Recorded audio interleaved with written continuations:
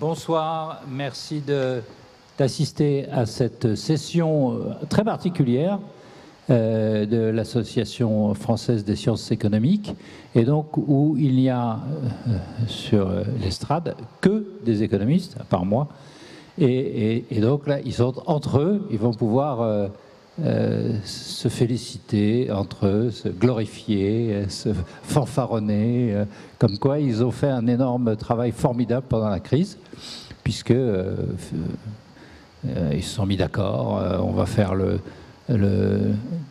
quoi qu'il en coûte, on va faire la politique monétaire la plus lâche possible et on va effacer cette pandémie. Et en fait, c'est plutôt ça le résultat, ça s'est plutôt pas mal passé. Enfin, on va en parler. Alors justement, pour en parler avec moi, j'ai Agnès Benassi-Kéré, qui est la chef économiste du Trésor. Je continue par Emmanuelle Auriol, qui, elle, travaille à l'école d'économie de Toulouse. Et Olivier Garnet, qui est alors le coordinateur, ou je ne sais plus comment ça s'appelle ici, au CA des économistes, qui, lui, va introduire le débat, qui travaille donc à la Banque de France. Et enfin, à mes côtés, Jean Pisani-Ferry, professeur d'économie à Florence. Voilà, donc oui, on a 1 heure, comme toutes les autres sessions, et je demande à Olivier de nous introduire ce débat sur les économistes. C'est quoi à quoi ont servi les économistes face à la crise Covid? Alors merci Eric et bonsoir à toutes et à tous. Attends, Olivier, pardon, j'ai oublié parce que justement il n'est pas là, que nous avons aussi en liaison vidéo, excuse-moi, Thorsten Bell, qui est la Refundation Foundation et qui est à Londres, et que donc nous aurons en liaison, en liaison vidéo. Pardon, donc Olivier, je vous rends la parole. Oui, merci. Alors, oui, peut-être quelques mots pour vous expliquer le statut un peu inhabituel aux rencontres économiques de ce débat, puisque, comme vient de le dire Eric, c'est un débat sur les économistes et seulement entre économistes. Alors que vous regardez le programme, dans la plupart des panels, il y a seulement un économiste finalement sur la table. Alors pourquoi ce débat? C'est tout simplement parce que Jean-Hervé Lorenzi, là, que je remercie, a donné carte blanche à la FSE. Donc la FSE, pour ceux qui ne connaissent pas, c'est l'Association française de sciences économiques, qui est l'association professionnelle des économistes en France, des économistes qui travaillent dans l'administration, qui travaillent à l'université, qui travaillent dans des entreprises ou dans des banques. Et cette association donc, a eu carte blanche pour organiser ce débat. Et d'ailleurs, pour ceux qui ne connaissent pas la FSE, je vous invite à aller sur le site. Et même en tant qu'entreprise, vous pouvez d'ailleurs devenir adhérent, puisque ça vous permettra aussi de participer à un certain nombre d'événements. Alors, vous pourriez dire, là, un débat entre économistes, c'est un peu nombriliste. Alors, rassurez-vous, les économistes, c'est plutôt une profession où ils ont un certain sens de la critique, y compris sur eux-mêmes ou sur les autres économistes. Et donc, les sujets qu'on souhaiterait discuter avec vous et qu'on vous propose, c'est un peu, est-ce que cette fois-ci, les économistes qui avaient été pas mal critiqués, rappelez-vous, au moment de la crise de 2008, est-ce qu'ils ont été davantage à la hauteur cette fois-ci? Rappelez-vous, d'ailleurs, en 2008, même la reine d'Angleterre avait dit, mais comment se fait-il que les économistes n'ont pas su venir la crise? Il y avait même eu, pour ceux qui l'ont vu, il y a eu un film Inside Job qui critiquait les économistes non pas seulement pour avoir pas vu venir la crise, mais peut-être aussi pour avoir bénéficié des excès de la finance, même peut-être pour y avoir contribué. Alors c'est vrai que cette fois-ci, on pourrait dire, on ne peut pas reprocher aux économistes de ne pas avoir vu la crise. Les économistes, ce ne sont pas des épidémiologistes. Alors pour autant, est-ce qu'ils ont été à la hauteur? Est-ce qu'ils ont bien pris toute la mesure des conséquences de cette crise? Alors, juste pour introduire le débat, je voudrais vous soumettre trois éléments de réflexion.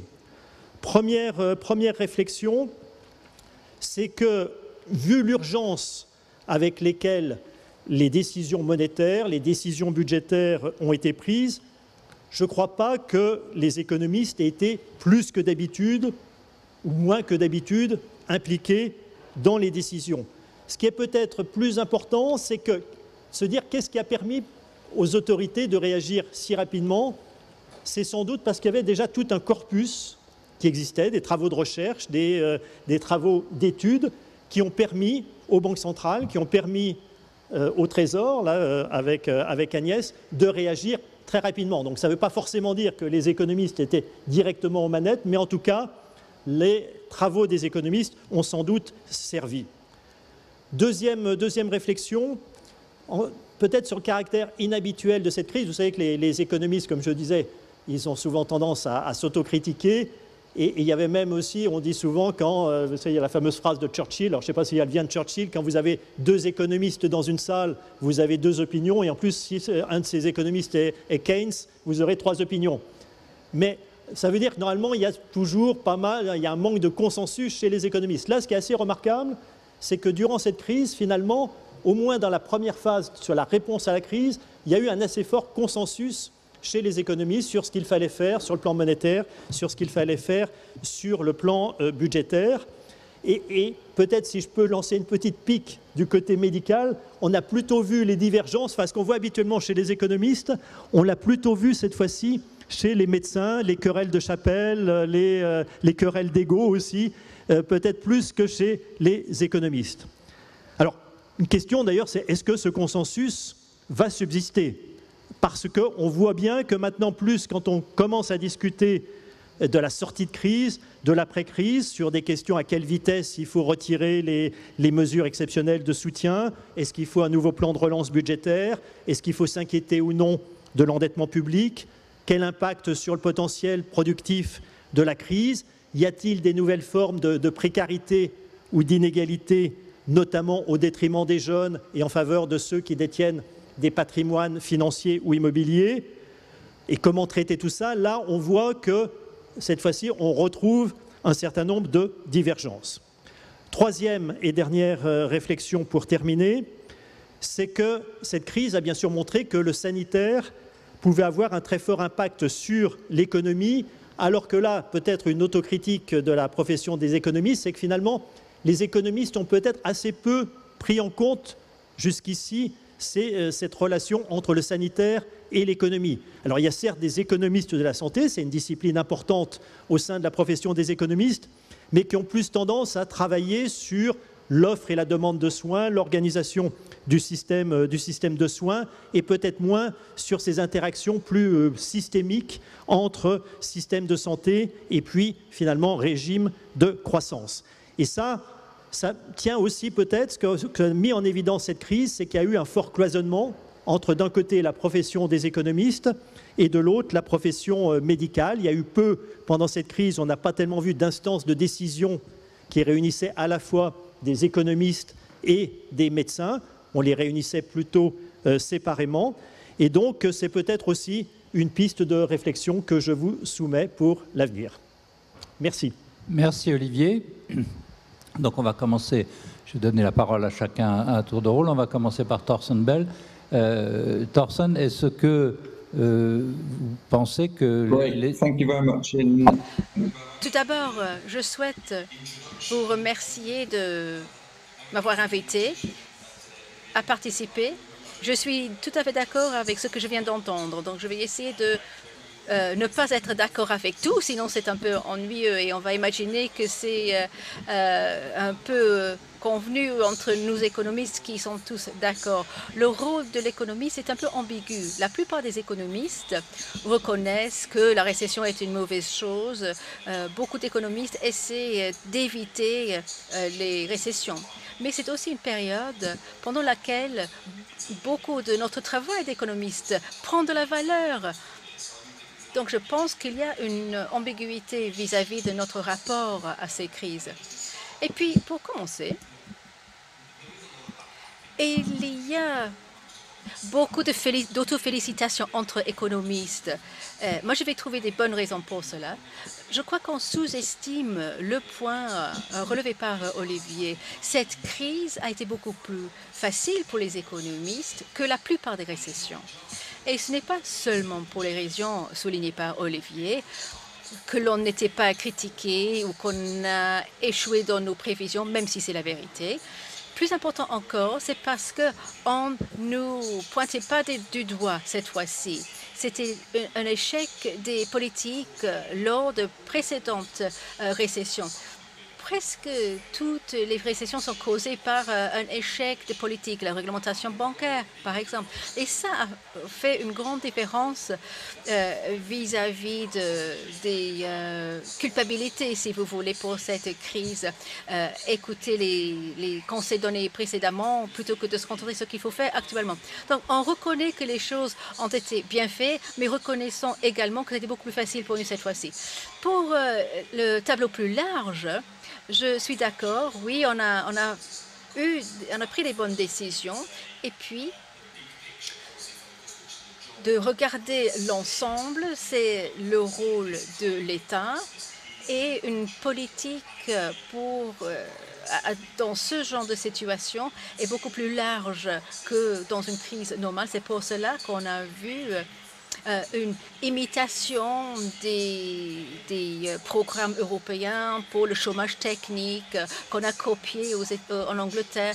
Il y a eu des changements aux États-Unis également vis-à-vis de l'assurance. Donc, premier jugement, les assurances, c'est la responsabilité des autorités gouvernementales puisqu'il faut vraiment parer aux chutes de PIB. Mais sans cette chute de PIB, en fait, moyennement, tout a été un succès au Royaume-Uni. Le PIB a chuté de 10%, tandis que les revenus moyens se sont accrus de 1%.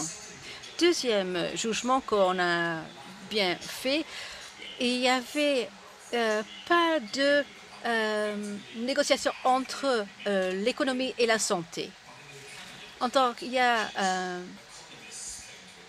les économistes étaient d'accord sur ce jugement-là, mais je ne pense pas qu'on a convaincu aux décideurs partout que ce compromis était une bonne chose. C'est pour cela qu'on a vu la même erreur répétée dans les différents confinements dans différents pays. Donc oui, bon jugement, mais on n'a pas pu convaincre les autres. Deuxième grand succès pour les économistes, c'est au niveau de mieux faire que lors de récession précédente. On a mieux compris les impacts sur les différents groupes de cette crise. Et ça, c'est grâce à une tendance plus longue vis-à-vis de l'économie qui tient plus compte des inégalités des résultats.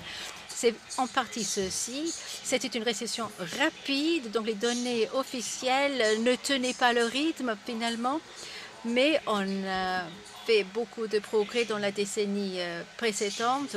Au cours de la décennie précédente, il est beaucoup plus facile de lancer des sondages, chasser produits partout dans le monde. Ça nous a bien aidé à comprendre ce qui se déroulait en temps réel. Surtout lorsqu'on a quitté la première grande crise. Et je souligne ici l'impact sectoriel. C'était tellement inégal, beaucoup plus difficile pour certains secteurs que pour d'autres. Et au mois d'avril de l'année dernière, c'était flagrant qu'autour du monde, les jeunes, ceux qui ont un petit salaire courent le plus grand risque dans cette crise. Et les économistes ont trouvé des parades imparfaites peut-être, mais il y a aussi des compromis qui ont été mis en place. En fait, je dirais également qu'il y avait un grand écart en ce qui concerne les économistes qui se concentrent sur le marché du travail, les revenus, et ne se penchaient pas sur les impacts sur les ménages plus pauvres. Donc, on a vu que la dépense générale était en chute, les économies des foyers augmentaient, mais ce n'était pas le cas pour les ménages pauvres. En Allemagne, les ménages pauvres dépensaient beaucoup plus, ce qui menait à une dette accrue. Donc, les économistes n'ont pas saisi les impacts sur les différents groupes. Deuxième point, on n'a pas mis à jour nos suppositions. Je vous donnerai quelques exemples. Les gens qui regardent les données américaines disent que les femmes ont eu plus de mal dans la crise que les hommes, et c'était pas vrai. Et on a trop compté sur l'expérience américaine pour extrapoler ailleurs dans le monde. Troisièmement, on n'a pas suffisamment bien expliqué pourquoi il y avait des grandes différences entre différents pays. Par exemple, la plupart de nous en Europe, on n'a pas suffisamment bien expliqué pourquoi le PIB américain n'est tombé que de 3,5%, tandis que chez nous, c'est entre 5 et 10. Donc, en Europe, les impacts sur le PIB étaient beaucoup plus importants. On a vu le chômage technique qui a été déployé en Europe, mais non pas aux États-Unis. On pensait que ça allait mieux se passer en Europe qu'aux États-Unis.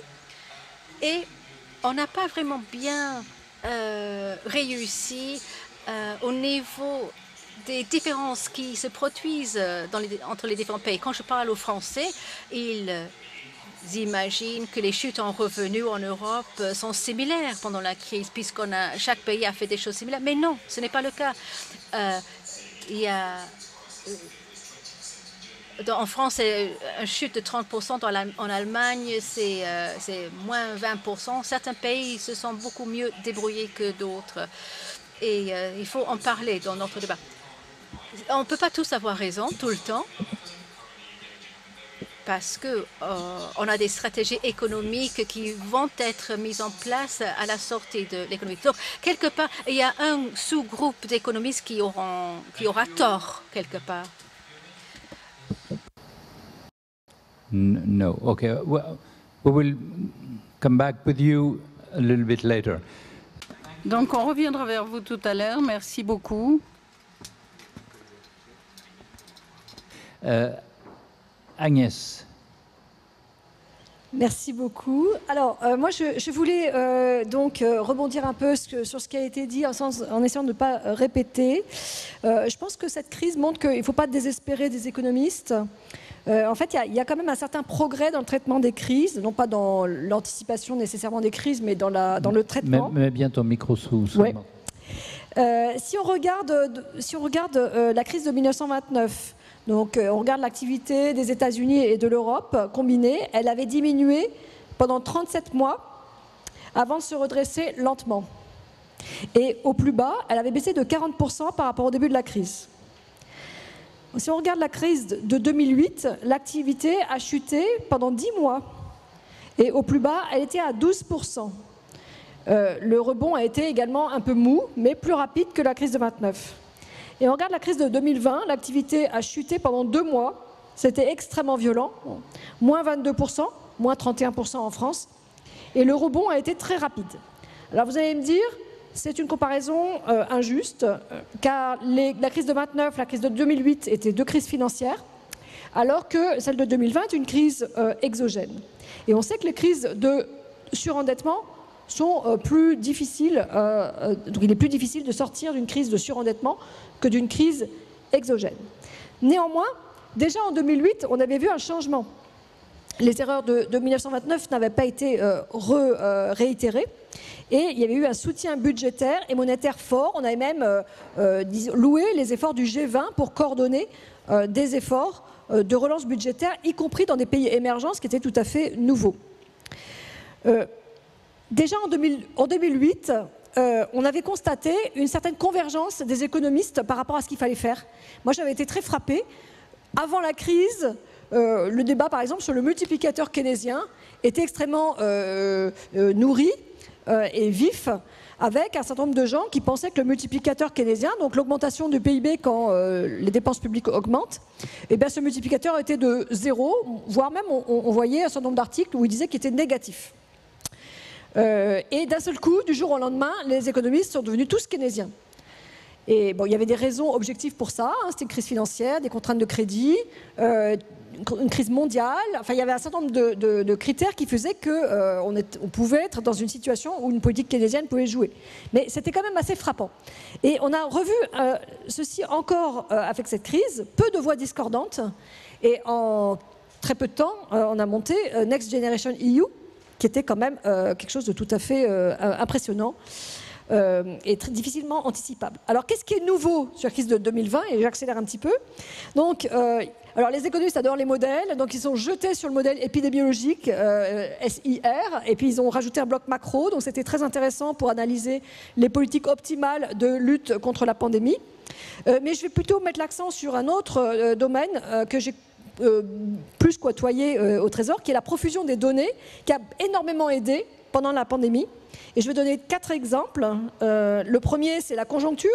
Donc on sait que l'INSEE, du jour au lendemain, n'avait plus son thermomètre, a dû innover. Et également, dans tous les instituts de conjoncture, il a fallu innover et regarder d'autres données que les données habituelles. Et donc on s'est reporté sur des données de haute fréquence, comme les données Google, les données de consommation d'électricité, des données de carte de crédit, pour évaluer la conjoncture en temps réel. Donc ça permet, par exemple, de savoir très vite si le plan de relance est bien calibré, donc d'avoir, au bout de 15 jours, on a des données sur l'activité, ce qui est fabuleux. Estimer très rapidement les propensions à consommer, les revenus, donc ça a été fait par le CAE par exemple, donc pour savoir très vite si les mesures de soutien aux ménages modestes avaient permis de soutenir dans quelle mesure ils avaient été consommés, donc c'était très utile aussi.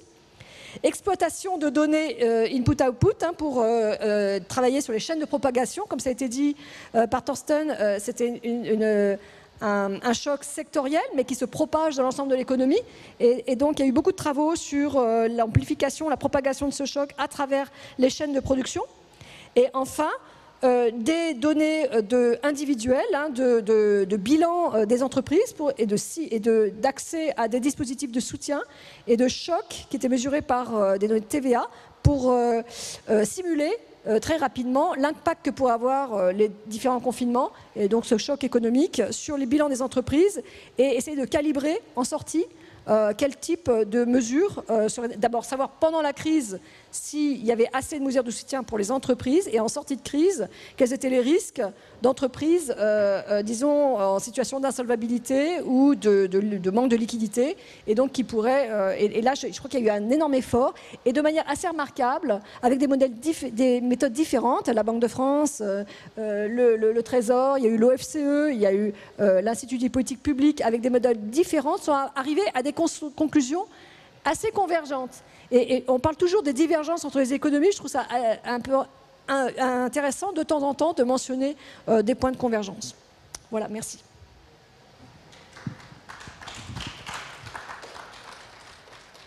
Merci Agnès. Alors, Emmanuel, répondre à une question sur l'arbitrage qui s'est fait entre la vie et l'économie. Très difficile, et donc elle va nous parler du prix de la vie. Évidemment, c'est un prix empirique, pas du tout un prix moral, mais comment on calcule à la fin, comment on constate le prix d'une vie. Merci beaucoup. Oui, donc pour revenir un petit peu sur l'introduction qu'avait fait Olivier, il n'y a pas eu effectivement beaucoup de dialogue entre les médecins d'une part et les économistes d'autre part. En particulier, les décisions de confiner complètement la population n'ont pas été prises avec des économistes. Elles ont été prises sur la foi de considérations purement médicales. Et on a entendu des gens dire, oui, pour sauver quelques vieux, on sacrifie des enfants qui ne vont pas à l'école, enfin, etc. Donc il y a eu cette idée vraiment que pour quelques vieux, on sacrifiait des gens. Donc c'est vrai qu'à l'avenir, on pourrait imaginer que dans ces commissions, il y ait aussi des économistes. Mais du coup, ça soulève une question. Alors, je parle sous le contrôle d'Agnès, mais moi j'ai lu qu'un mois de confinement, c'était à peu près 75 milliards d'euros, enfin entre 75 et 150 milliards d'euros. Donc combien de vies il fallait sauver, si on raisonne vraiment à court terme, pour ce montant-là, pour justifier un confinement total, et donc ça pose la question de qu'est-ce que vaut une vie humaine. Et alors, c'est une question qui est très... en fait, on peut se glorifier les économistes, puisqu'on a une longue tradition d'ingénieurs économistes qui posent ce genre de questions qui peuvent paraître pas éthiques, mais en fait qui le sont, parce qu'on doit prendre des décisions d'investissement public, par exemple. Est-ce que je renforce la sécurité d'une autoroute ? Combien ça coûte de renforcer la sécurité d'une autoroute et combien de vies je vais sauver. Vous voyez, donc il y a des tas d'arbitrages à faire. Et donc là, la question, c'est combien ça vaut une vie. Et vous pourriez vous imaginer que la vie d'un vieux, ben, ça vaut moins que la vie d'un jeune, par exemple. Eh bien, ce n'est pas complètement vrai, en fait. Et ça, c'est un peu surprenant, parce que la façon dont on réfléchit, c'est combien êtes-vous prêt à payer pour prendre un moyen de transport, par exemple, qui va vous tuer, disons, dans 3 fois sur 100 000, plutôt que 10 fois sur 100 000, vous voyez, ce genre de choses. Alors évidemment, quand on le dit comme ça, on ne sait pas, mais quand c'est 100 000 personnes, hein, combien on est prêt à payer collectivement?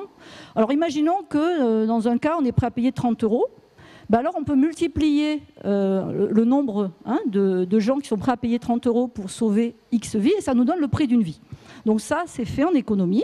C'est très important, c'est très utile, notamment aux États-Unis, en Europe du Nord, pour prendre des décisions d'économie publique, beaucoup moins en France, alors qu'on est à l'origine de ces préférences révélées. Donc, combien je suis prêt à payer pour avoir un risque plus bas. Et le chiffre auquel on arrive, en gros, en France, c'est 3 millions d'euros. D'accord ? Donc, 3 millions d'euros, 75 milliards un mois. Combien de vies il faut sauver pour justifier à court terme ces 75 milliards ? C'est 25 000. Si c'est 150 milliards, c'est le double, 50 000. Voilà. Une étude du CIEL disait, donc c'est une bonne fac en Angleterre, disait qu'on avait sauvé 2500 vies. Alors on pourrait se dire, bon, on s'est un peu troué sur... Vous voyez, c'est ce genre de questionnement. Mais en fait, ça, c'est une vision très à court terme.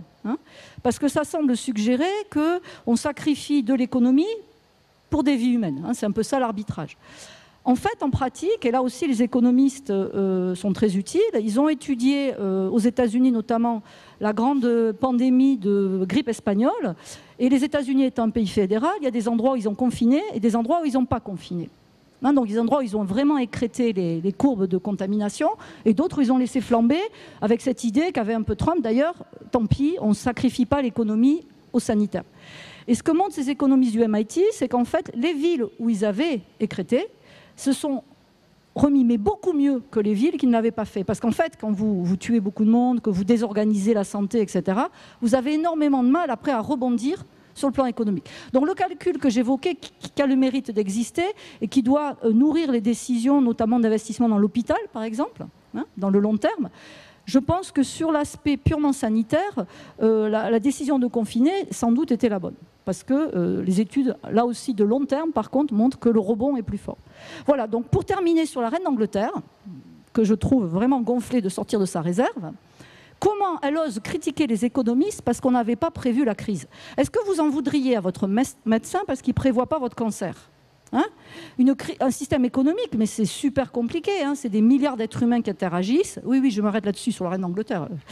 Et donc, c'est un système extrêmement compliqué, aussi compliqué que votre corps. Et donc, c'est tout à fait possible qu'il y ait des gens dans un coin qui fassent n'importe quoi. En l'occurrence, là, c'était aux États-Unis, ceux qui titrisaient des prêts pourris. Bon, et on nous dit, c'est AAA, c'est la division du travail, j'achète du truc AAA, et en fait, c'est pas du AAA, c'est du Z. Bon, voilà. Et on a une crise. Mais on ne peut pas en vouloir aux économistes parce qu'ils ne prévoient pas toutes les crises. Ce n'est pas vrai. Par contre, on doit être capable, quand il y a une crise, de faire quelque chose d'utile. Et je crois que Agnès a bien expliqué que le quoi qu'il en coûte était là et que les économistes étaient tous d'accord pour dire on ne va pas rajouter une crise économique à une crise sanitaire. Et pour ça, il faut sauver les entreprises. Il faut que les gens puissent vivre pendant le confinement. Et c'est ce qu'on a fait. Donc, merci beaucoup.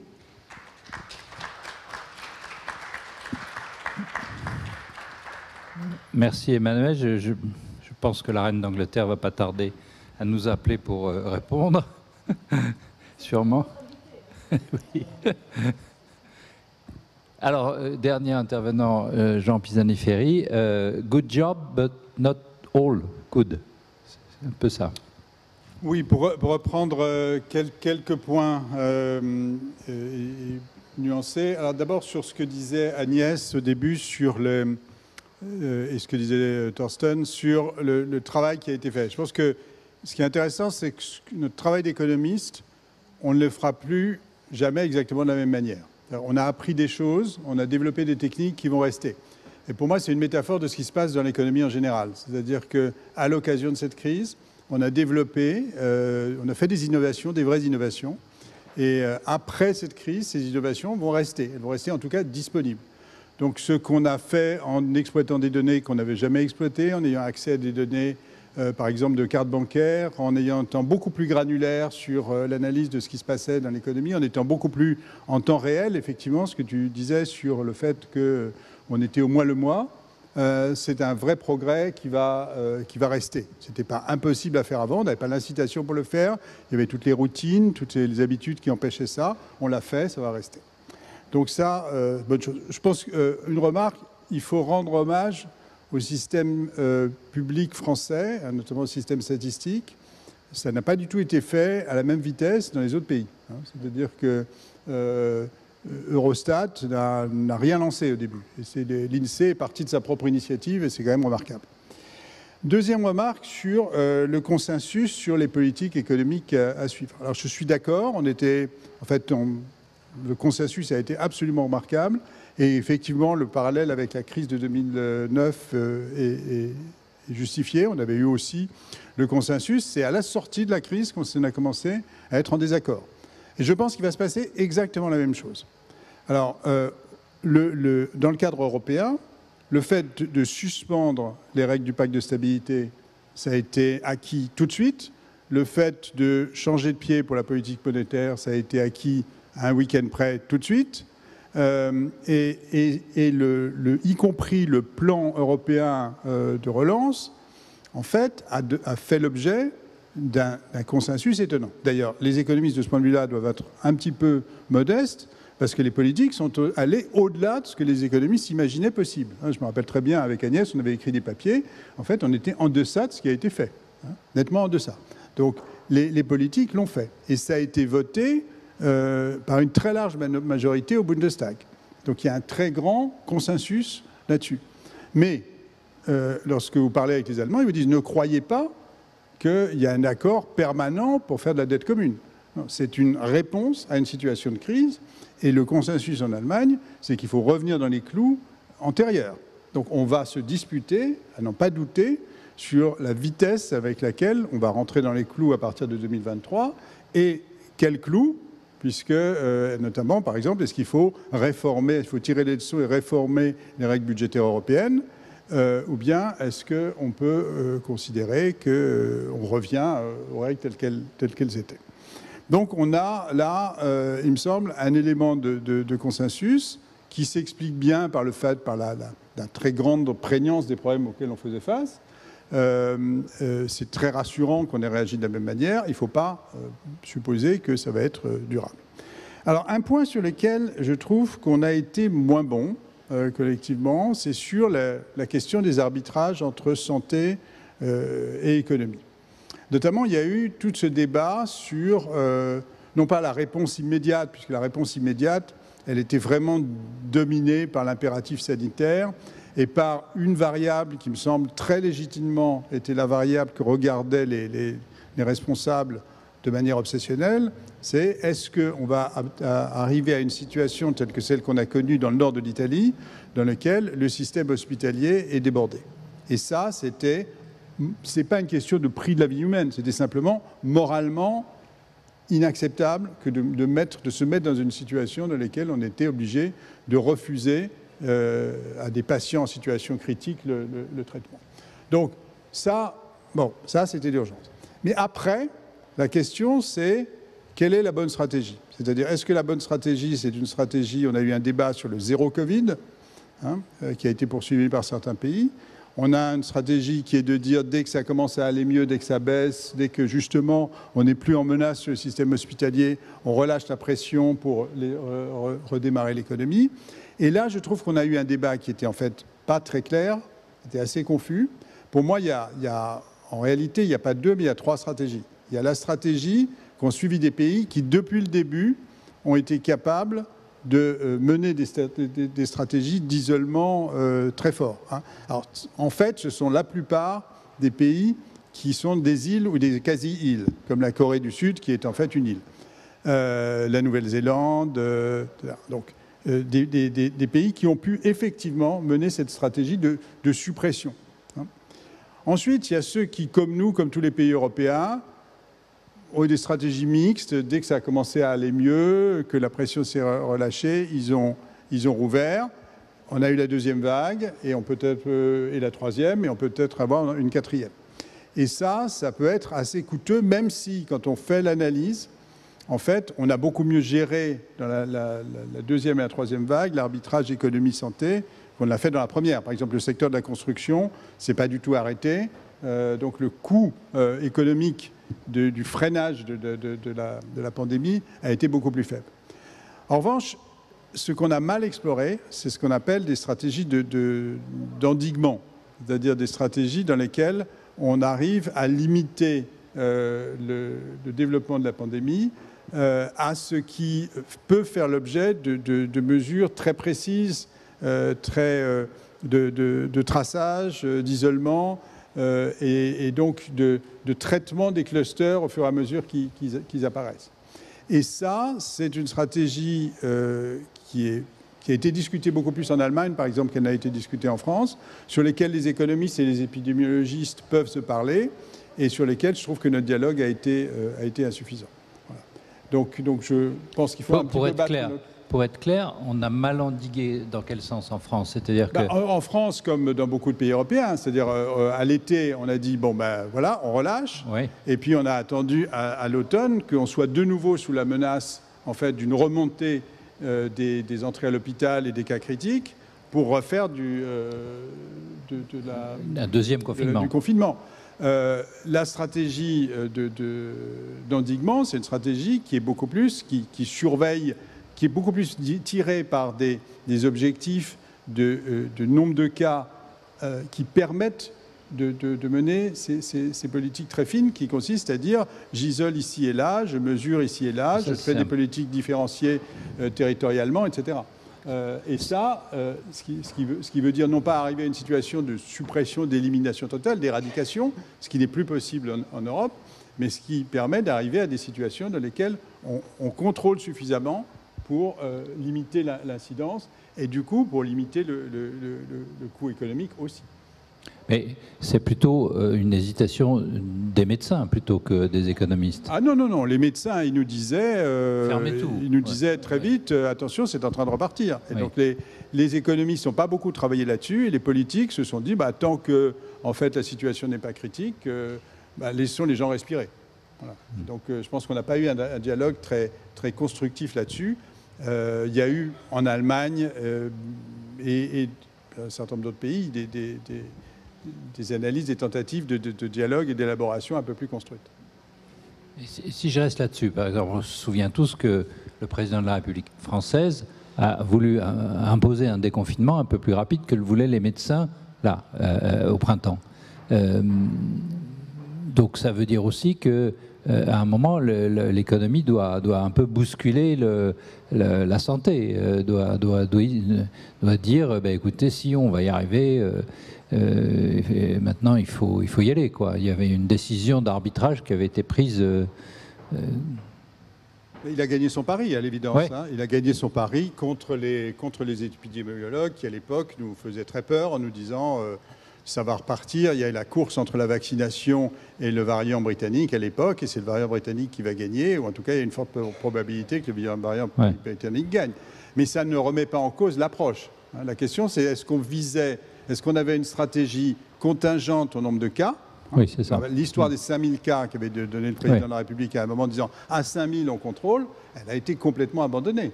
On est passé à une stratégie temporelle. Oui.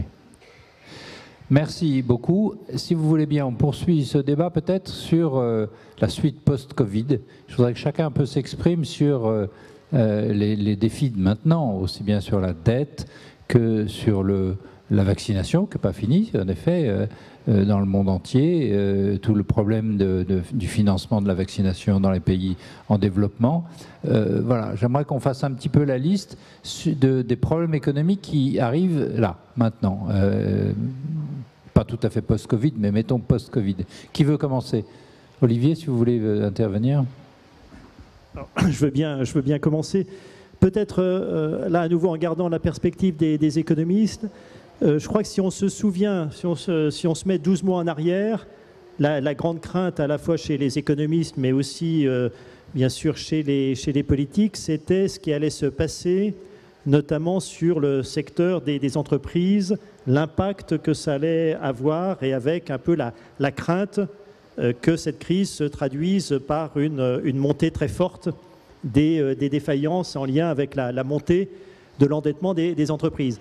Et là, je dirais peut-être que les économistes collectivement ont peut-être un peu, alors peut-être pour de bonnes raisons, et c'est peut-être la peur qu'ont eu les économistes qui fait que finalement cet effet-là n'est pas arrivé, mais on ne voit plus aujourd'hui de risque de tsunami des défaillances, pour reprendre une expression qui a été utilisée parfois dans la presse.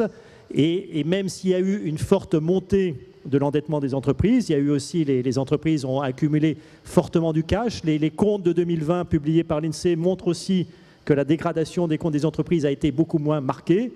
Alors ça veut dire, là, ce qui est derrière, c'est que finalement, l'État a encore plus que l'on pensait initialement joué le rôle un peu d'assureur en dernier ressort, non seulement du côté des ménages, dont le revenu, comme l'a dit Thorsten, en moyenne, a été préservé, c'est vrai, c'était vrai aussi en France, mais aussi du côté des entreprises. Et donc, après, l'héritage de cette crise va être surtout du côté de l'endettement public. Et là, je laisse à mes collègues, peut-être je passe le ballon. Alors, qui veut parler un tout petit peu de la dette? Agnès? Public, je me sens visée. Oui. Non, juste pour rebondir sur ce que dit Olivier, c'est très vrai.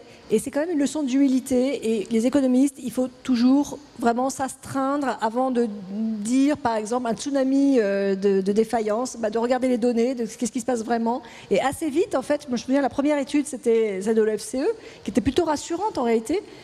Et après, ça a été, voilà, est-ce qu'on est complètement sorti de l'auberge là? Non, on n'est pas sorti de l'auberge encore. Je ne suis pas en train de dire qu'on est sorti de l'auberge, mais les travaux convergent, aussi bien Banque de France, BPI, le Trésor, les experts comptables, etc. Convergent sur le fait qu'il y aura des défaillances, c'est clair. On va aller au-dessus d'une année normale. Il y a à peu près 50 000 défaillances par an. Donc il y aura sans doute une période où il y aura plus de défaillances. Mais ce n'est pas non plus x10. Enfin, on n'est pas... Voilà. La dette. Alors, la dette. Donc, quels sont les défis de l'après-crise? Moi, je vois trois grands défis. Le premier, c'est en effet les dettes privées et publiques.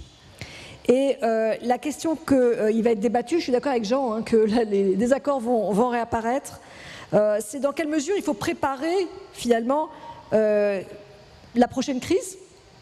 Donc il y aura une prochaine crise, Christine Lagarde l'a dit tout à l'heure, et c'est pas 30 ans, c'est plutôt, je sais pas, 10-15 ans. Et donc préparer la prochaine crise, ça veut dire remettre les finances publiques en ordre pour pouvoir absorber la prochaine crise, aussi bien celle-ci. Mais c'est aussi préparer la normalisation de la politique monétaire, qui pourrait arriver plus vite que prévu. Et donc si cette normalisation se fait alors que la dette est en train d'augmenter, c'est assez risqué. Donc ça, c'est un aspect. Deuxième aspect, c'est l'aspect durable du choc. Une partie du choc est durable. Le tourisme longue distance, le télétravail, il y a des mutations de l'économie. Et donc ça suppose une réallocation du travail et du capital, donc des entreprises qui ferment, d'autres qui ouvrent, qui se déplacent géographiquement, mais aussi du travail. Et donc ça, c'est un domaine de recherche qui n'est pas tant labouré que ça. Donc je pense qu'il y a beaucoup de place pour des travaux empiriques. Ça fait appel à l'économie des réseaux, par exemple. Et aussi l'aspect des asymétries en Europe. Il y a un très grand risque de nouvelles divergences entre pays européens, pas seulement pour des raisons de dette, mais aussi parce que le choc lui-même aura été finalement asymétrique. Et enfin, je voudrais quand même mentionner qu'on a derrière ça un défi climatique qui est énorme et que les économistes sont un peu mis en échec devant ce défi climatique, puisque la réponse des économistes quasi unanime, c'est une tarification carbone, et la réponse de la population quasi unanime, c'est pas de tarification carbone. Donc là, on est face à un mur, Et là aussi, il faut trouver une manière de monter sur ce mur qui est très lisse et très glissant. Donc il va falloir innover dans ce domaine-là. Et là aussi, on a besoin de recherche dans ce domaine-là qui dépasse l'économie, qui est relatif à toutes les sciences sociales. Merci. Emmanuel. Oui, merci beaucoup. Votre liste de... Oui, toujours mes listes. Donc moi, quand même, si on regarde de nouveau 100 ans en arrière, donc la dernière grande pandémie que l'humanité a connue, qui était la grippe espagnole, alors les malheureux, on l'appelle espagnole, elle a commencé en France vraisemblablement, enfin bon, c'est comme ça, c'est son nom. Et il s'avère qu'à la fin de cette pandémie, donc on a utilisé les mêmes techniques qu'aujourd'hui, il y avait encore moins de médicaments et d'hôpitaux, mais du confinement, voilà, c'était pareil que ce qu'on a vécu, hein, avec plus de difficultés parce que moins d'aide de l'État. Il y a eu un rebond économique fabuleux, hein, donc il y a eu les 20 glorieuses qui ont suivi cette période-là, et il semblerait qu'on s'engage sur quelque chose qui est similaire. Donc sur le plan de la reprise, on peut, à mon avis, être relativement optimiste. L'économie démarre très fort, même à tel point qu'on peut craindre de l'inflation, on trouve plus de bois, enfin bon, voilà. Donc ça, c'est le côté plutôt joyeux. Le côté, à mon avis, qui pose problème, c'est l'État, hein, évidemment, puisque c'est lui qui fait assureur dans toutes ces crises qui se répètent, comme le disait Agnès, tous les 10 ans. Et on a, pour moi, des soucis devant nous de fiscalité, notamment des multinationales qui ne payent pas leurs impôts correctement, ou pas du tout. Et ça, voilà, donc il faut que la sphère privée contribue à l'effort public, puisque l'État est indispensable pour nous sauver chaque fois qu'il y a une crise.